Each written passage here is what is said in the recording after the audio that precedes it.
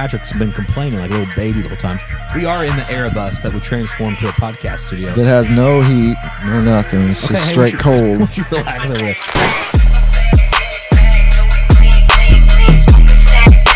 It is very cold in here right now. Trying to work out a solution. If I have a space heater on, you're just going to hear it, Patrick. So once you just suck it up, once you talk basketball, sick here, it's going to be. He's going to miss sectional week because he got sick in the bus. So we are going to cover the 2A sectional. This will be a shorter one. I'm just going to preface this with we are not covering any of these sectionals. Sadly, I don't have the shooters, and it moved out to Paoli for the one that we would cover locally. That's just a drive I can't do on Tuesday, Thursday, and Friday night. And Saturday, whatever it is. So we're going to talk about players and who we think are going to win 2 of the sectionals. We're going to combine Paoli and the Southwestern Hanover sectionals. So, Patrick, these are kind of your boys out your way. Let's lead the way here. Which one you want to start off with? Southwestern? Let's start at Paoli because I kind of know that one a little better. I will say if you cover both of these teams, South Ripley is ranked. Hold on, cut this real quick.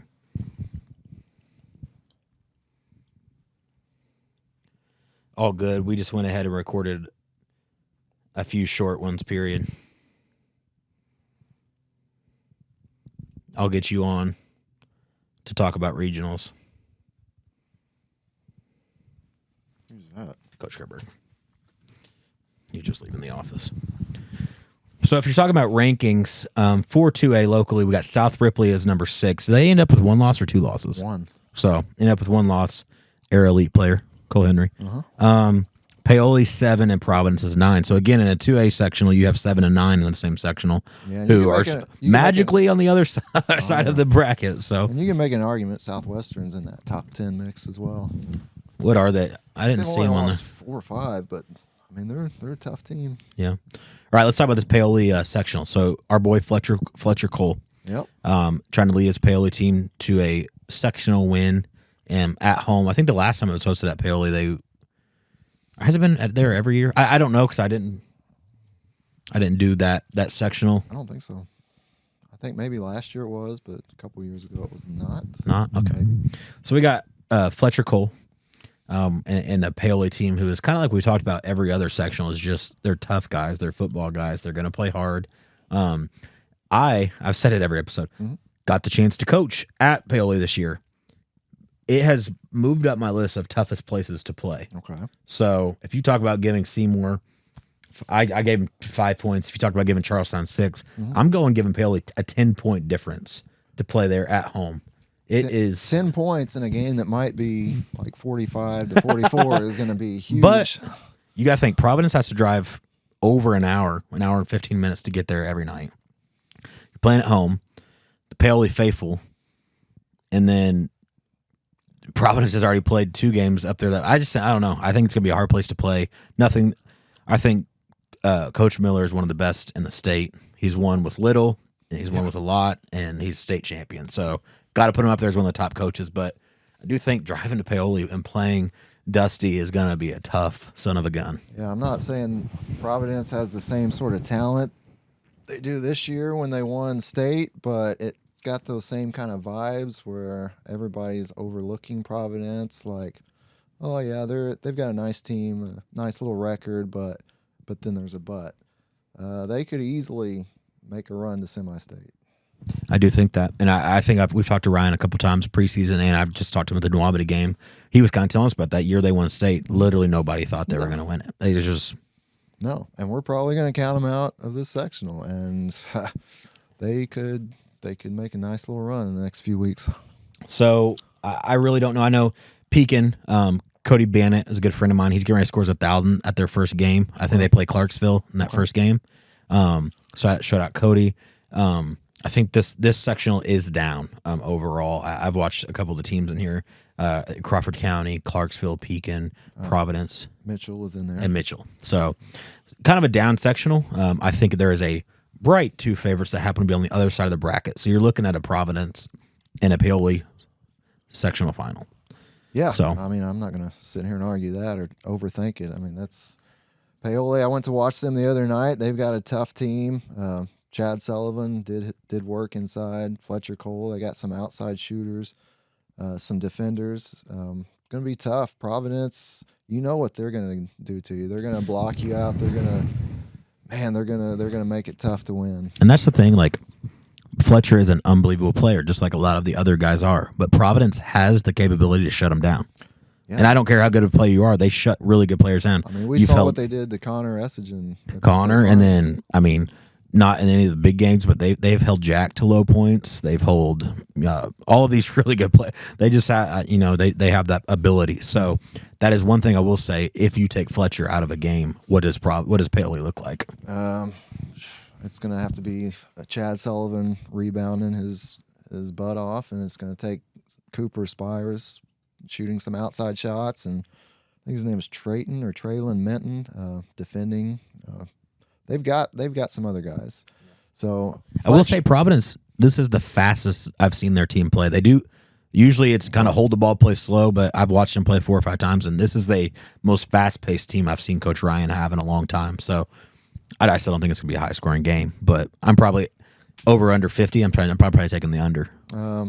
Coach Miller was there the other night to watch Paoli, so he's going to be well prepared. And you have a staff who they will know every play, every player, every move. So I hate going against Dusty and Fletcher, but if I had to pick and put money on it, I'm probably putting it on Providence this year.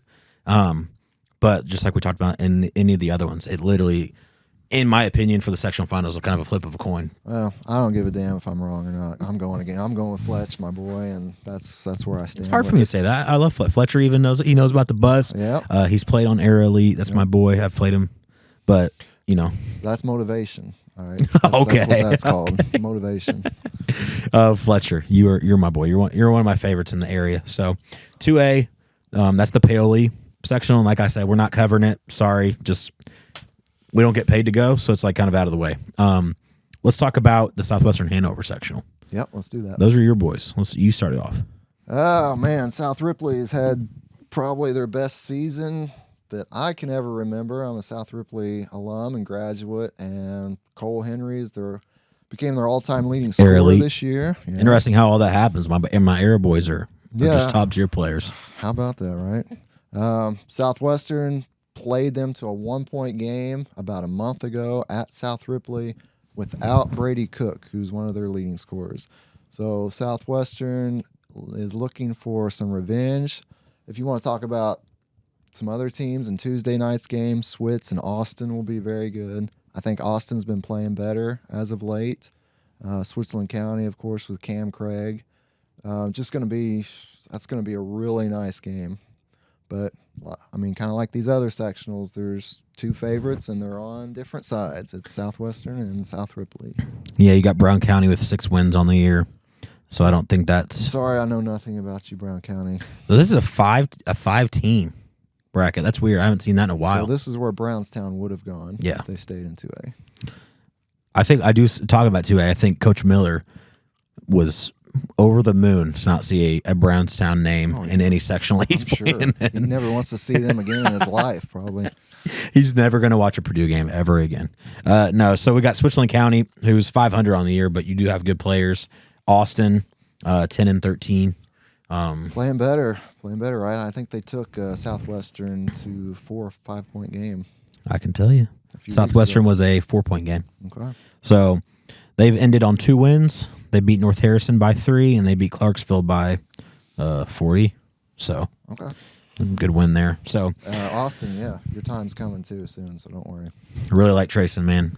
We should talk about him. That's another Era Elite player. He's playing for us this spring. Aren't they all Era Elite players at this point? Braylon Mullins, Era Elite, Mr. Basketball, right? Claim them all. I will claim him. His jersey's hanging in my office, so no, but actually, like our AAU team. So he's playing for the official AAU team, not the one that we go into Battle Bridges and just destroy people. Then a kid coming up for Austin, Micah Moeller, I believe he's going to play some for. He is an Air Elite player, so it's cool to see. Kind of like I have nothing to do with that really, other than the name. A lot of the coaches did that. Claim it. Own it. It's cool to see your brand get taken and players wanting to play with you. For sure. This year was the first year we've had some players want to wear our compressions in games instead of like the Nike or Made Hoops one. So that's pretty cool. So I wish it would have worked out a little better for the team wearing the shirts, right? There was two players from the other team that were wearing them too. So we'll talk about that all day. Yep. At Paoli, I did bring it up. Salem, Mitchell, Paoli, Crawford County, Pekin, Clarksville, and Providence got a bye. So Salem, we're sorry. Salem, if you win it, we'll. So Salem is 6-16 and Mitchell's 16-8. So I have not watched Mitchell play it once. I do know that. Trying to look at the schedule real quick. The Paoli game I went to, they played Mitchell and they won. Mitchell only lost to Brownstown by 7. Don't know how that happened. Really don't. I don't know anything about Mitchell. Let's see. They beat West Wash. They beat Perry Central. They beat Edinburgh. They beat Lagodi in 2 overtimes. They beat Brown County. They beat Scottsburg by 8. I don't know. Okay, well. There we go. Respectable. Coach Clint in his first year with 16 wins. I'd take that as a first year. The school has to be pretty happy. They beat Springs Valley in the first game of the year. I actually think this is one of their better years Mitchell's had in recent memory. So they're averaging 60 points a game offensively. So I don't know. Up in the air there, but and he knew this off the top of his head too. So yeah, I don't have John Harrell open. Hey, I'm going to say it again. I said it in 3 and 4-8. John Harrell, all respect, all deserves for you. I don't think you get enough credit. There's coaches all over the state that as soon as they get off their game, they open John Harrell and they look at scores, the game day, the Sagrins, everything that you do is so underrated, and I really appreciate everything you do. A lot of the context that we got here is from your site as well as Max Preps, and I just really appreciate everything you do. Shout out John Harrell. Shout out John Harrell. I don't know. I've never seen a picture of John Harrell. It's just the basketball, but if he is a real person, believe it or not, there is an actual John Harrell out there. I don't know how many years it is. If you retire, somebody's got to take that over. I don't know who it is, but get somebody in place now because I don't know what we'd do without it. So that's the 2A. I'm probably going to pick South Ripley to win the sectional 50-45, and I'm going to go with Providence to win 46. Okay. Well, like I said, I'm going with my boys Fletch at Paoli, and I'll be damned if I go against South Ripley. I'm sure as hell not going against South Ripley. And we did it with all the other sectionals, too, so let's go ahead and do it. This is off the top of my head because I don't have everything written down. Okay. But your top three players, and then no repeats. Okay. I do want to shout out Blaine Ward again before we go. Had a freaking amazing season. Yeah, there's some games where he just drops 30 like it's nothing. So top 3, and we'll combine them. Okay. So top 3 players from 45 and 46. Okay. I'm going Fletcher. Yep. Cole Henry. Yep. Okay. You give me your first 2 because I don't know who I would have picked next. Landon Kidwell. Okay, Landon Kidwell. Southwestern. I'll take that. Are we agreeing on those 3? That's my 3, yeah. Pretty darn good 3. So that's 2A. Again, we apologize that we cannot cover this sectionals. It's just a little out of the way. We wish I could have somebody at all, 60 sectionals or whatever it ends up being. Yeah, and if it's South Ripley, Southwestern, I might show up. We'll have to see. You are alone. You got to do it, So I might, yeah. Stay tuned. We'll be dropping the 1A next, and go watch the 3 and 4A. They're linked below. Just a little basketball talk. We love talking about it, kind of getting you guys the rundown of what's going on. So we'll see you next time.